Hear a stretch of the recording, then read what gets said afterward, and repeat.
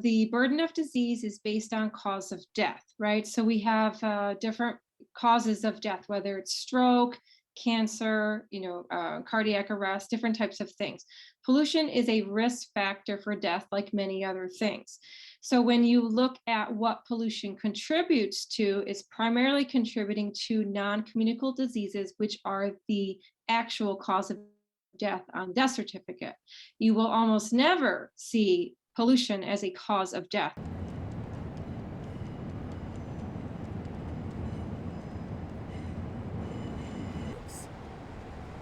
Nice.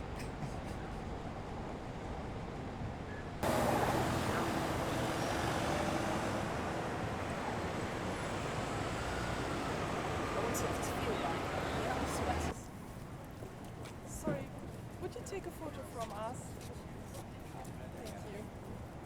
Now, on a country by country basis, it varies a little bit who will be exposed to which, and which would be the priority in terms of the number of people affected by which type of pollution.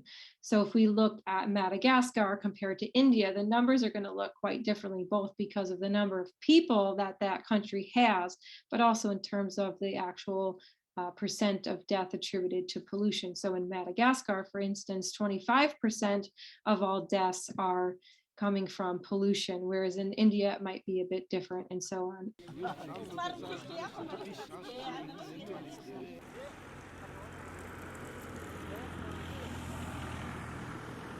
In Madagascar, for example, 90% of people are still using charcoal or wood or dung inside the home for cooking, right? That's not necessarily the case in India, though they still have an indoor air pollution problem in much of rural India.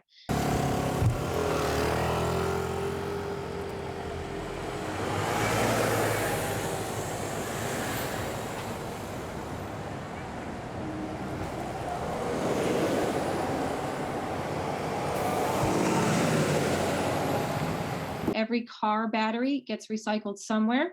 In high-income countries, they're typically recycled very cleanly, and in low and middle-income countries, they're recycled very uncleanly a majority of the times. Maybe more than half of all batteries in low and middle-income countries are disposed of and recycled improperly.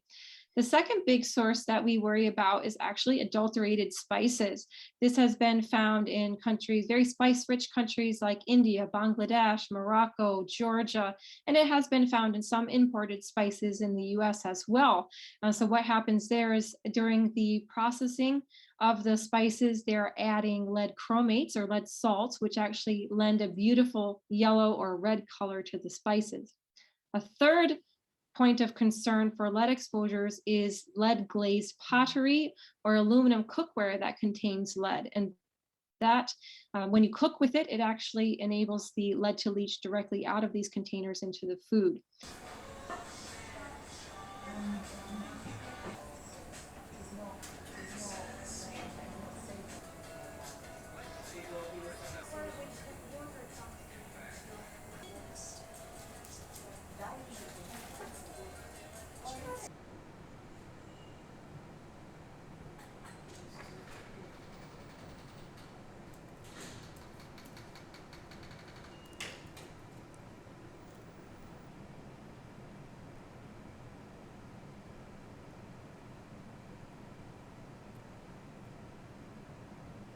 The interesting aspect of it is how some of the benefits which have occurred over the last 3 or 4 years in terms of reductions of indoor air pollution and improved water sanitation in Africa, which have been great benefits and have reduced some of those burdens on the population, have kind of been offset by increases in global ambient air pollution and industrial pollution exposures in Southeast Asia.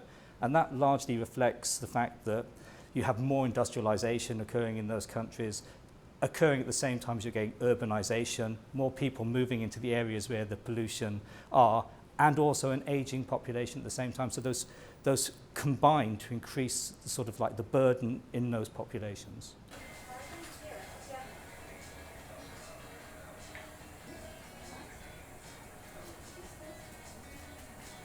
That's what this report really does, to look beyond simply air pollution itself to looking at chemical pollution in its widest sense. Well, then I think it kind of changes a bit, because we begin to then focus on potential pollution exposures in the indoor environment from plasticizers, potential water contamination with pharmaceuticals and metabolites of pharmaceuticals. So then actually I'm not so certain we have a downward trajectory everywhere, and very often where I'm uncertain we have that downward trajectory, it's because those things haven't been an issue until very, very recently.